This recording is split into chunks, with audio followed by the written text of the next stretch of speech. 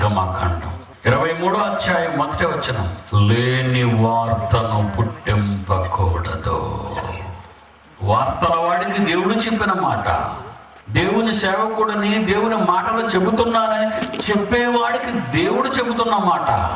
లేని వార్తను పుట్టింపకూడదు, అన్యాయపు సాక్ష్యమును పలుకుటకై దుష్టులతో నీవు కలియకూడదు, దుష్కార్యము జరిగించుటకై సమూహముతో చేరకూడదు, న్యాయమును త్రిప్పివేయుటకు సమూహముతో చేరి వ్యాజ్యములో సాక్ష్యము పలకకూడదు.